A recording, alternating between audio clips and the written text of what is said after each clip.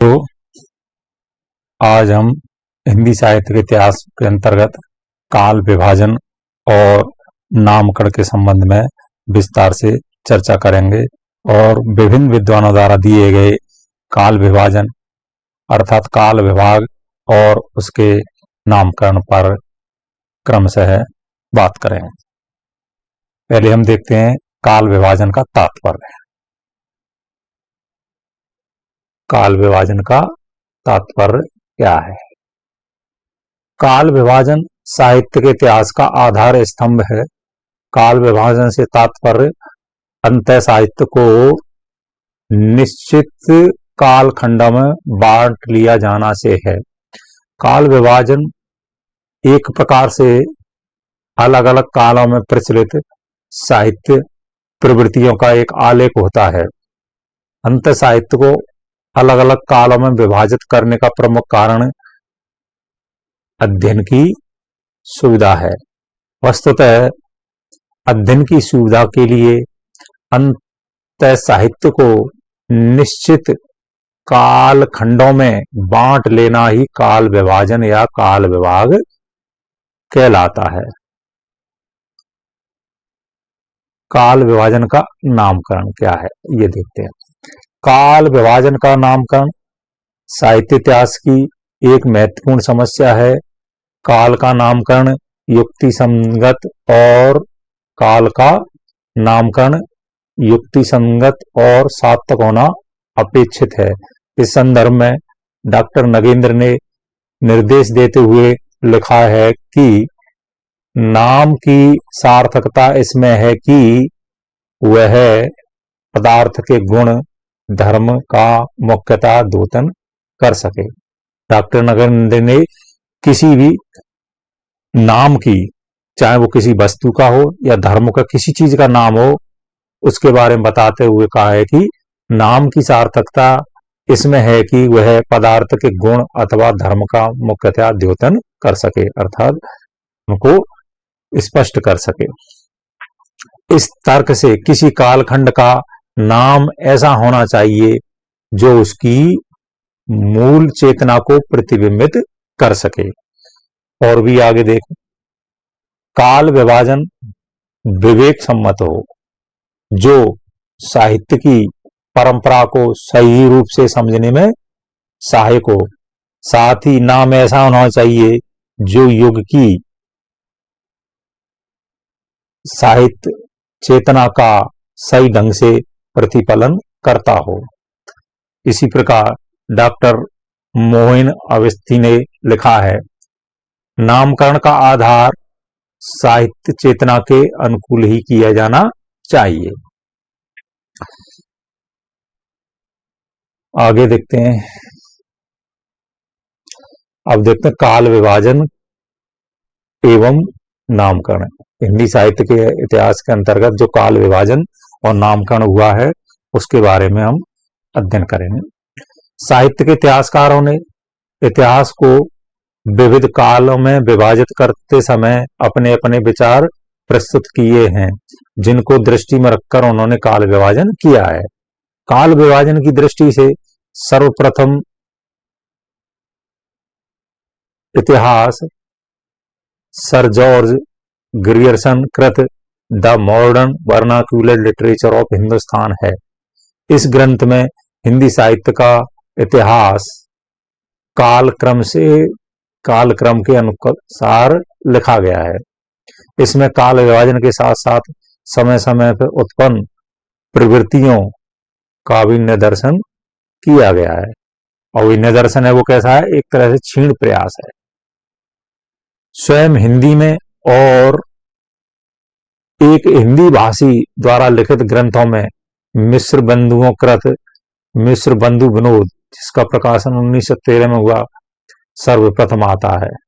इसमें काल विभाजन मिलता है हिंदी भाषा में, और एक हिंदी विद्वान लिखा गया ग्रंथ मिश्र बंधु विनोद है।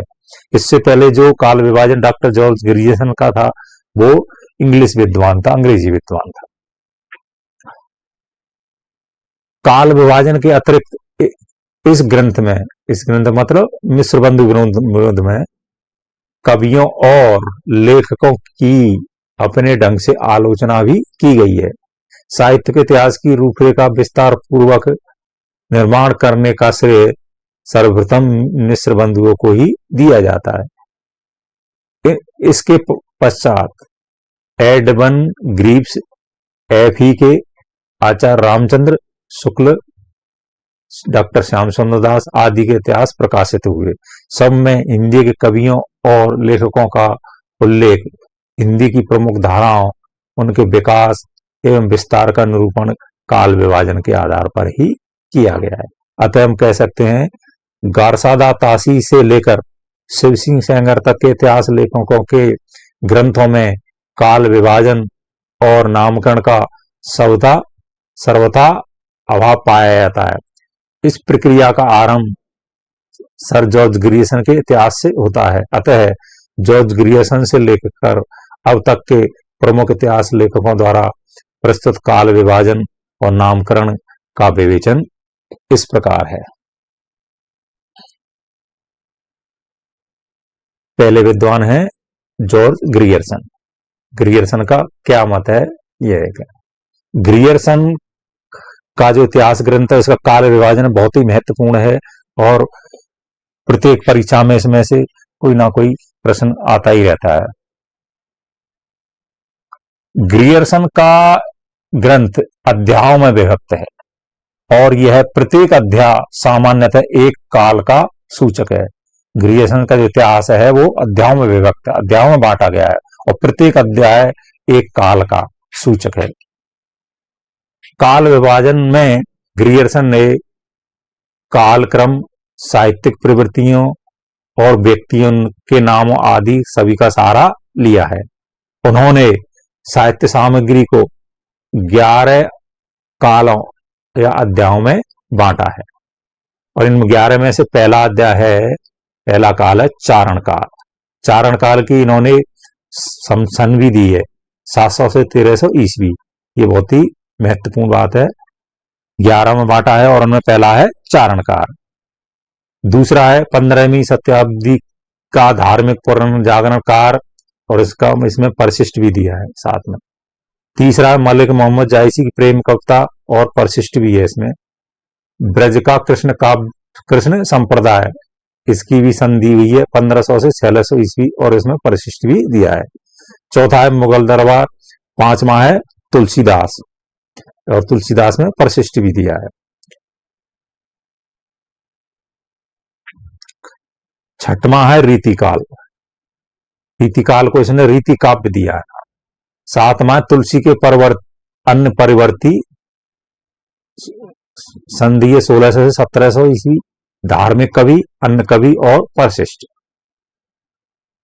अगला है 18वीं शताब्दी, धार्मिक कवि, अन्य कवि और परिशिष्ट।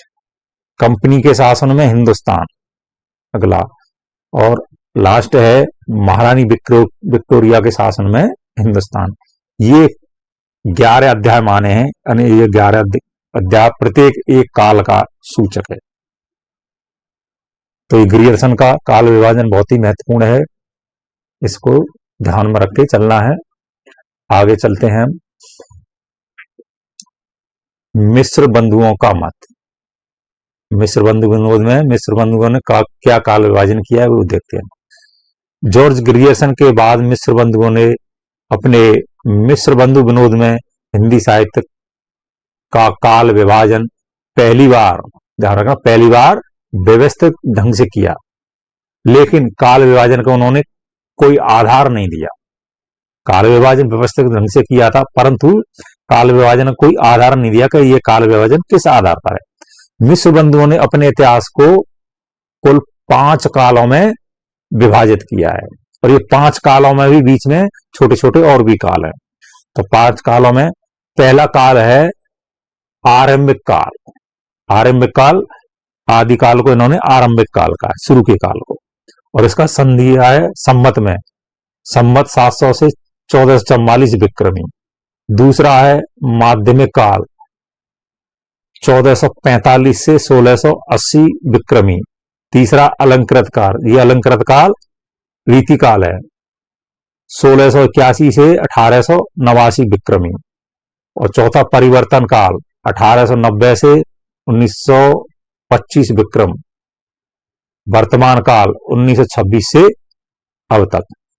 इनका आरंभिक काल जो आदिकाल है उसको आरंभिक काल माना है। तीसरा है अलंकृत काल जो रीतिकाल है 1681 से 1889 विक्रमी माना। इन्होंने 5 भागों बांट करके इनको संमत भी दी है, मतलब विक्रम संमत में इसने उन्होंने संख्या दी है। और प्रत्येक काल को उन्होंने भी उन्होंने उपवर्गीकरण किया, उपविभाजन भी किया है, वो भी देखते हैं। उन्होंने पुनः इनको आरंभिक काल को पूर्वारंभिक काल 700 से 1343 तथा उत्तरारंभिक काल 1343 से 1444 विक्रमी में विभाजित किया है। माध्यमिक काल को पूर्व माध्यमिक काल संमत 1445 से विक्रमी 1660 और प्रौढ़ माध्यमिक काल 1561 से 1680 विक्रमी में विभाजित किया है। अलंकृत काल को उन्होंने पूर्वालंकृत प्रकरण 1681 से 1790 विक्रमी और उत्तरालंकृत प्रकरण 1791 से 1889 विक्रमी माना है। और बीच में एक अज्ञात काल माना है जिसे आकार आदि क्रम से वर्णित किया है। इन 5 कालों को और भी इन विभागों में वर्गीकृत किया है मिश्र बंधुओं ने। अगले हैं राहुल सांस्कृत्यायन। महापंडित राहुल सांस्कृत्यायन ने अपने ग्रंथ, इनका ग्रंथ का नाम है हिंदी काव्यधारा, में समूचे साहित्य को 5 भागों में विभाजित किया है। इन्होंने भी अपने ग्रंथ को 5 कालों में विभाजित किया है और वो 5 काल हैं। पहला है सिद्ध सामंत काल। इन्होंने केवल एक पहले काल की, जिसको सिद्ध सामंत काल कहा है, ये आदिकाल के नाम जिसे जाना है, इसकी सन बताई है 760 से 1300 ईस्वी सन में इन्होंने सिद्ध सामंत युग की समय सीमा बताई है। दूसरा है सूफी युग, तीसरा भक्ति युग, तीसरा दरबारी युग और 5वां नवजागरण युग। किंतु राहुल जी ने इस विभाजन के संबंध में कुछ विशेष भी नहीं कहा है। इनमें से सिद्ध सामंत युग को छोड़कर किसी भी अन्य काल की समय सीमा नहीं दी है। अगले महत्वपूर्ण विद्वान हैं आचार्य रामचंद्र शुक्ल। आचार्य रामचंद्र शुक्ल का जो काल विभाजन है बहुत ही महत्वपूर्ण है, जो अपने हिंदी साहित्य काल विभाजन का आधार है। हिंदी साहित्य का एक वैज्ञानिक सुविचारित व्यवस्थित काल विभाजन सर्वप्रथम आचार्य रामचंद्र शुक्ल ने ही प्रस्तुत किया। इन्होंने परिस्थिति के अनुसार शिक्षित जनसमूह की प्रवृत्तियों, जो कैसी हैं बदलती हुई, को लक्ष्य करके काल विभाजन और उसका नामकरण बस्तीवादी रूप में प्रस्तुत किया। ध्यान रखना, शुक्ल जी ने हिंदी साहित्य के इतिहास को 4 कालों में विभक्त किया है। इन्हीं के आधार पर बाद में 4 कालों में बांट करने की परंपरा आज तक चली आ रही है। पहला इन्होंने काल माना है आदिकाल, आदिकाल माना है। दूसरा मान कहा पूर्व मध्यम काल, तीसरा उत्तर मध्य काल, चौथा आधुनिक काल। विभाजित किया है मैंने इनमें, पर इनका नाम रखा है इन्होंने आदिकाल का वीरगाथा काल, पूर्व मध्य काल को भक्ति काल और तीसरे उत्तर मध्य काल को रीति काल और चौथे को गद्य काल का है। और इन्होंने सम्मत माना है, समय सीमा सम्मत आदिकाल का 1050 से 1375 और भक्ति काल का 1375 से 1700 ईस्वी और उत्तर मध्य काल का 1700 से 1900 ईस्वी और आधुनिक काल का 1900 से 1984 तक, क्योंकि 1984 तक का इन्होंने इतिहास लिखा, तब तक की रचनाओं का। तो आदिकाल का ध्यान रखना है, ये बहुत ही महत्वपूर्ण है। आदिकाल का इन्होंने वीर गाथा काल का है, आदिकाल को आदिकाल कहते हुए इसका नामकरण वीरगाथा काल का है। और तीसरे उत्तर मध्य का काल का नाम रीति काल रखा है और आधुनिक काल का नाम गद्य काल रखा है। और पूर्व मध्य काल का नाम भक्ति काल तो सर्वस्वीकृत है ही। तो आचार्य रामचंद्र शुक्ल का हिंदी साहित्य के इतिहास में जो 1929 में प्रकाशन हुआ था, हिंदी साहित्य के इतिहास को 4 कालों में विभाजित किया और इन कालों का नामकरण रखा। आदि काल को वीरगाथा काल नाम दिया, पूर्व मध्य काल को भक्ति काल नाम दिया, तीसरे उत्तर मध्य काल को रीति काल नाम दिया और चौथे आधुनिक काल को गद्य काल कहा, क्योंकि इसमें आधुनिक काल में गद्य की विविध विविधताओं का प्रणयन हुआ, उदय हुआ, गद्य विधाओं में साहित्य की रचना हुई, इसलिए इस काल को इन्होंने गद्य काल कहा है। चलो अगला देखते हैं हम। हाँ, शुक्ल जी के बारे में, काल विभाजन के बारे में कुछ और बातें हैं, थोड़ा हम उसको भी देख लेते हैं। शुक्ल जी से पहले तो प्रत्येक काल की सीमावधि निर्धारित करके, शुक्ल जी ने पहले तो प्रत्येक काल की सीमावधि निर्धारित करके कालखंडों में विभाजित कर दिया है और साथ ही कालखंड विशेष की प्रमुख प्रवृत्ति के आधार पर इसका नामकरण दिया है। पहले तो विभाजित कर दिया है और उस काल की विशेष प्रमुख प्रवृत्ति के आधार पर उसका नामकरण किया, जैसा कि स्वयं उन्होंने लिखा है। इन कालों की रचनाओं की विशेष प्रवृत्ति के अनुसार ही इनका नामकरण किया गया है। इन कालों की रचनाओं की विशेष प्रवृत्ति के अनुसार ही इनका नामकरण किया गया है। शुक्ल जी ने इस तरह पहली बार ठोस आधार पर काल विभाजन प्रस्तुत किया है और आज किंचित हेर फेर के बाद इनके द्वारा प्रस्तुत काल विभाजन ही स्वीकार किया जाता है। शुक्ल जी के बाद कुछ लोगों ने अपने ढंग से हिंदी साहित्य का काल विभाजन प्रस्तुत किया है, जो यद्यपि शुक्ल जी के मत की समता में मान नहीं हुए, फिर भी उनका अपना विशिष्ट महत्व है। अगले विद्वान हैं डॉक्टर राम कुमार वर्मा। आचार्य रामचंद्र शुक्ल के बाद हैं डॉक्टर राम कुमार वर्मा। इन्होंने अपने हिंदी साहित्य के आलोचनात्मक इतिहास में काल विभाजन किया था। डॉक्टर राम कुमार वर्मा ने काल विभाजन में साहित्य की अपेक्षा राजनीतिक घटनाओं को महत्व दिया है। उन्होंने अपने इतिहास ग्रंथ हिंदी साहित्य के इतिहास में राजनीतिक पट परिवर्तन के साथ साहित्य को 5 भागों में विभाजित किया। ये 5 भाग या 5 काल हैं। पहला है संधि काल, इसका समय दिया है संवत 750 से 1000 विक्रमी। दूसरा है चारण काल, 1000 से 1375 विक्रमी। इन दोनों को मिलाकर के बनता है आदिकाल।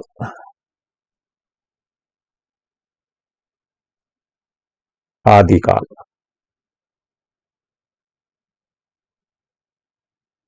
तो कहने का मतलब है इन्होंने आदिकाल को संधि और चारण 2 नाम दिए। तीसरा है भक्ति काल 1375 से 1700 और तीसरा है रीति काल 1700 1900।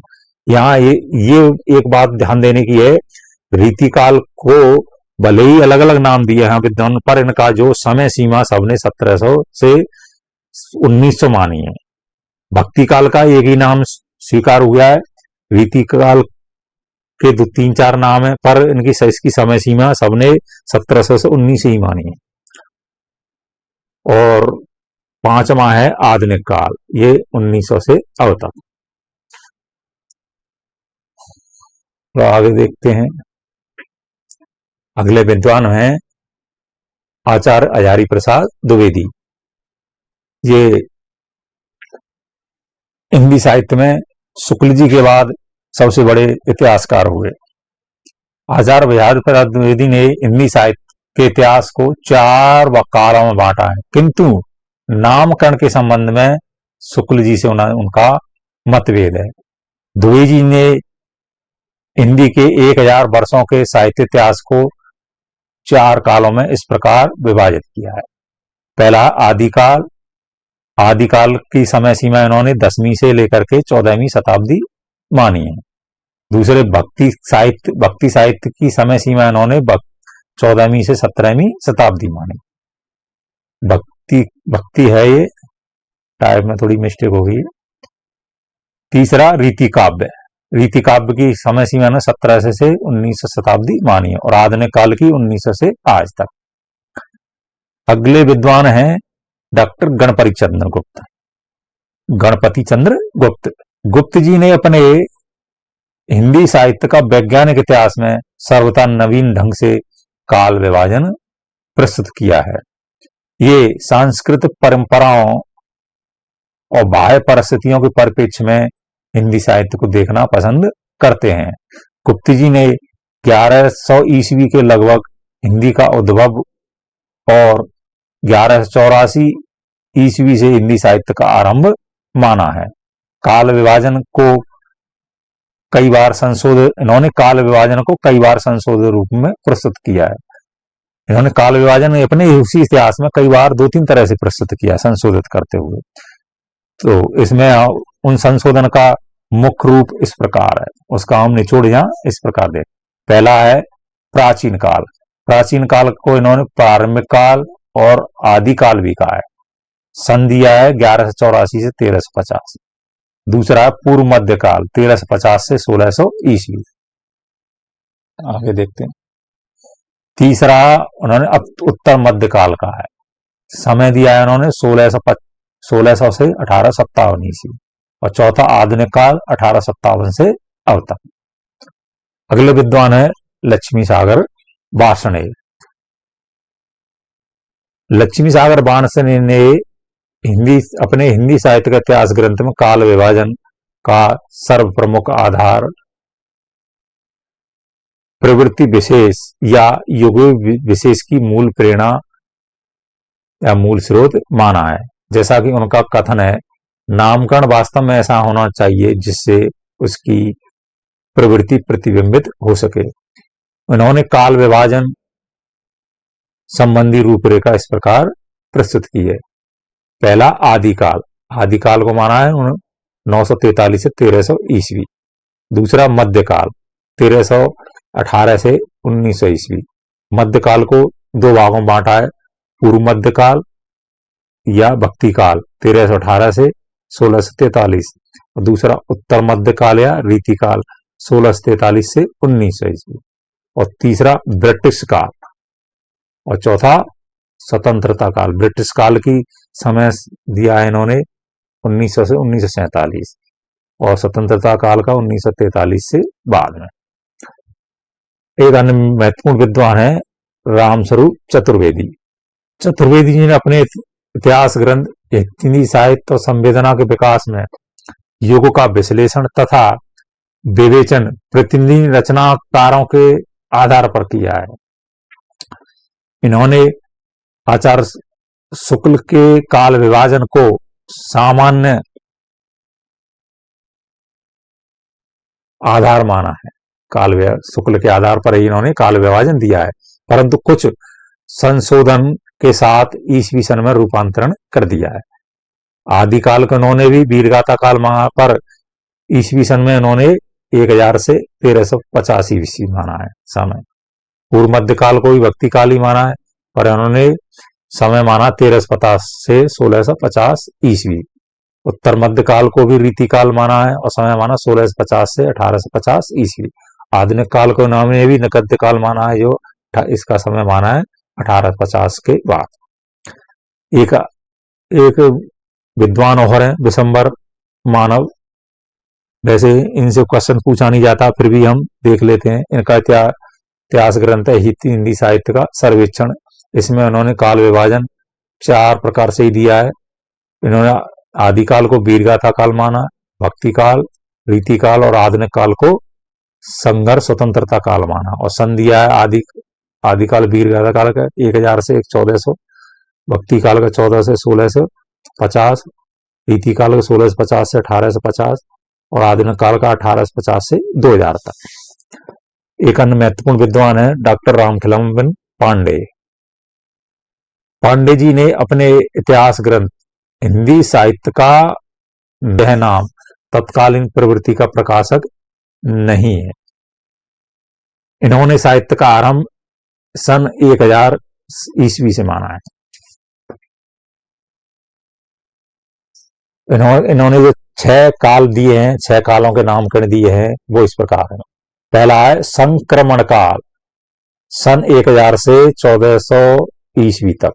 दूसरा संयोजन काल, 1401 से 1600 ईस्वी तक। तीसरा संवर्धन काल, 1601 से 1800 ईस्वी तक। संचयन काल चौथा, 1801 से 1900 ईस्वी। और पांचवा संबोधि काल, सन 1901 से 1947 तक। और छठवां लास्ट संचरण काल, सन 1947 के बाद। सन 1901 से 1947 को डॉक्टर पांडे ने साहित्य बोध को जागृत गति देने के कारण संबोधि काल कहा है। यह साहित्य बोध भारतीय हिंदू युग में कहीं अधिक तीव्र और अनेक विविध रूप में उपलब्ध होता है। एक अन्य महत्वपूर्ण विद्वान है डॉक्टर नगेंद्र। डॉक्टर नगेंद्र द्वारा संपादित हिंदी साहित्य का इतिहास काल विभाजन एवं नामकरण का मुख्य आधार साहित्यिक प्रवृत्ति को माना गया। डॉक्टर नगेंद्र ने हिंदी साहित्य के इतिहास का ग्रंथ का संपादन किया था। ये भी काल विभाजन की दृष्टि से बहुत ही महत्वपूर्ण इतिहास ग्रंथ है। इनका काल विभाजन ही सामान्यतः प्रामाणिक माना जाता है और इसी के आधार पर काल विभाजन का रूपरेखा निर्धारित की जाती है। जिसमें इनका इतिहास ग्रंथ है हिंदी साहित्य का इतिहास, जिसमें नामकरण के लिए प्रमुख साहित्य प्रवृत्ति का आधार ग्रहण करना अधिक संगत है। इसमें इन्होंने लिखा है नामकरण के लिए प्रमुख साहित्य प्रवृत्ति का आधार ग्रहण करना अधिक संगत है, किंतु प्रत्येक स्थिति में किसी युग की साहित्य चेतना का द्योतन केवल साहित्यिक प्रवृत्ति द्वारा ही संभव है। इस लक्ष्य को आधार मानकर इन्होंने काल विभाजन और नामकरण किया है। इन्होंने आदिकाल को आदिकाल ही माना है और इसकी समय माना है 7वीं शती के मध्य से 14वीं शती के मध्य तक। दूसरा काल विभाजन में दूसरा नाम इन्होंने भक्ति काल को भक्ति काल ही माना है और समय दिया 14वीं शती के मध्य से 17वीं शती के मध्य तक। आगे देखते हैं। तीसरा है रीतिकाल। रीतिकाल का समय 17वीं शती के मध्य से 19वीं शती के मध्य तक। और चौथा आधुनिक काल। आधुनिक काल 19वीं शती के मध्य से अब तक। आधुनिक काल को फिर उन्होंने युगों में ये फिर आगे चल के अलग अलग बांटा है। पहला युग है पुनर्जागरण काल और दूसरा नाम इन्होंने भारतीय हिंदू काल भी दिया, 1857 से 1900 ईस्वी समय। दूसरा जागरण सुधार काल जो द्विवेदी युग के नाम से जाना जाता है, 1900 से 1918 से ईस्वी। तीसरा छायावाद, छायावाद 1918 से 1938 तक। ये बिल्कुल प्रामाणिक काल विभाजन और प्रामाणिक ये समय है। सिर्फ 1857 यहां ही थोड़ा बहुत अंतर है, परंतु द्विवेदी युग का समय और छायावाद का समय इन्हीं के द्वारा जो माना गया वही प्रामाणिक माना जाता है। अब छायावाद उत्तर मतलब छायावाद के उत्तर में छायावाद के बाद का काल, तो इन्होंने बांटा उसको भी प्रगति प्रयोग काल 1938 से 1953 तक और दूसरा नवलेखन काल 1953 से अब तक, मतलब नई कविता और साठोत्तरी कविता, समकालीन कविता जितनी भी कहा है उसको सबको इन्होंने नवलेखन काल में विभाजित कर दिया है। डॉक्टर नगेंद्र का इतिहास और उनका काल विभाजन बहुत ही महत्वपूर्ण है प्रतियोगिता परीक्षा की दृष्टि से। तो इनका जो इतिहास का काल विभाजन है और काल की समय सीमा है बहुत ही ऑथेंटिक प्रामाणिक मानी जाती है, ये आप विशेष ध्यान रखें। अगले एक विद्वान है आचार्य विश्वनाथ प्रसाद मिश्र। इनका ग्रंथ का नाम है हिंदी साहित्य का अतीत। इसमें काल विभाजन नामकरण इस प्रकार दिया। आदिकाल, आदिकाल का इन्होंने समय दिया है संवत 1000 से 1400 ईस्वी। दूसरा दिया पूर्व मध्य काल या भक्ति काल 1400 से 1700 तक। तीसरा उत्तर मध्य काल या श्रृंगार काल 1700 से 19 तक। ये तीसरा ही इनका नामकरण बहुत महत्वपूर्ण है क्योंकि उन्होंने रीति काल को पहली बार श्रृंगार काल कहा है।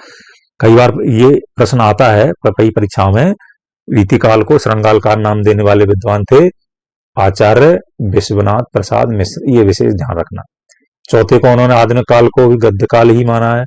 आधुनिक काल और गद्य काल ये इसकी समय भी विक्रम संवत 1900 से अब तक माना है।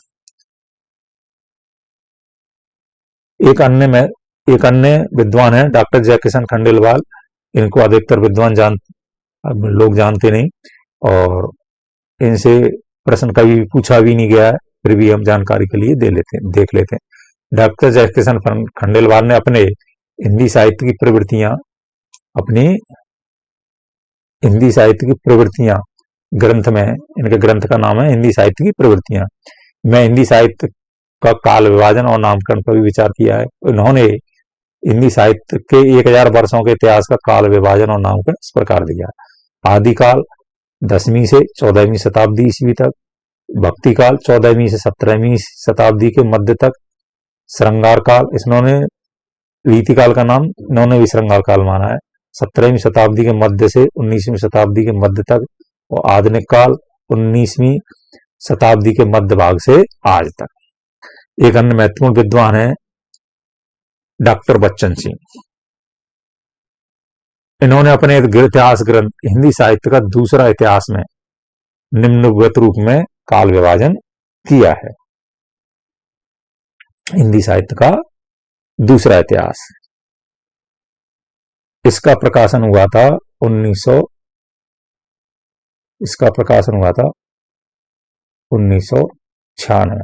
हिंदी साहित्य का दूसरा इतिहास।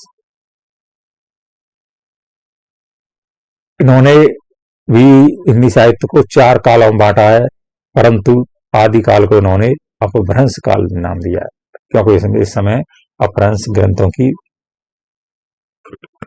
प्रवृत्ति थी। परंतु उन्होंने आदि काल को कोई वर्ष का उल्लेख नहीं किया है, कोई सन सम्मत नहीं दिया है। दूसरा भक्ति काल 1400 से 1650 ईस्वी। तीसरा रीति काल 1650 से 1957 ईस्वी। और चौथा आधुनिक काल, इसमें भी वर्ष का उल्लेख नहीं किया है। इन्होंने वर्ष का केवल भक्ति काल का, रीति काल के में ही वर्ष का उल्लेख किया है। आगे देखते हैं। अब तक के जितने भी विद्वान थे उन सभी को निष्कर्ष रूप में प्रस्तुत करते हुए अब हम यहाँ हिंदी साहित्य का इतिहास का काल विभाजन और नामकरण करते हैं। हिंदी साहित्य के इतिहास को काल विभाजन और नामकरण की दृष्टि से जो हम 4 कालों में विभाजित करके आधुनिक काल को युगों में बांटा है, और ये इनका जो सन है वो बिल्कुल प्रामाणिक है। यही प्रतियोगी प्रत्यामज अधिकतर प्रामाणिक माना जाता है। हम देखते हैं इसका ऑथेंटिक प्रामाणिक काल विभाजन क्या हो सकता है। इसमें थोड़ा बहुत अंतर हो सकता है, पर अधिकतर काल विभाजन का नाम और उसका जो सन सम्मत है वो इसी आधार पर निर्धारित किया जाता है। चलो देखते हैं। पहला है आदिकाल।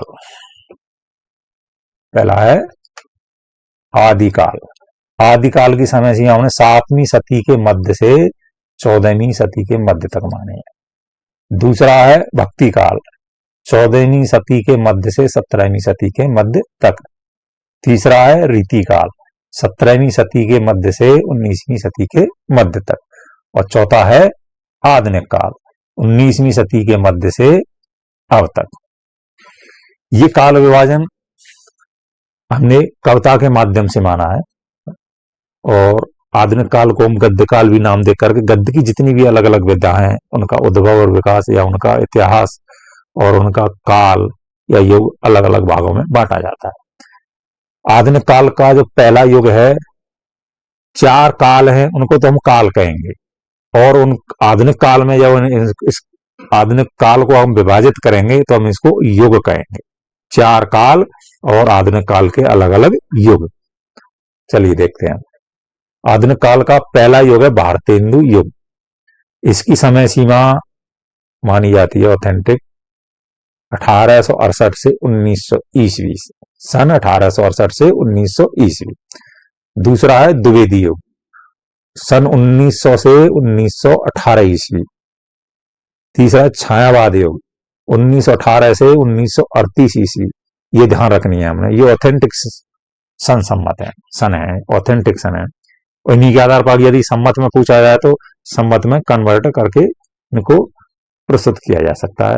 अर्थात इनमें सन में 57 वर्ष जोड़ करके सम्मत निकल आ जाएगा, विक्रम सम्मत निकल आएगा। तीसरा है प्रगतिवाद योग 1938 से 1943 तक।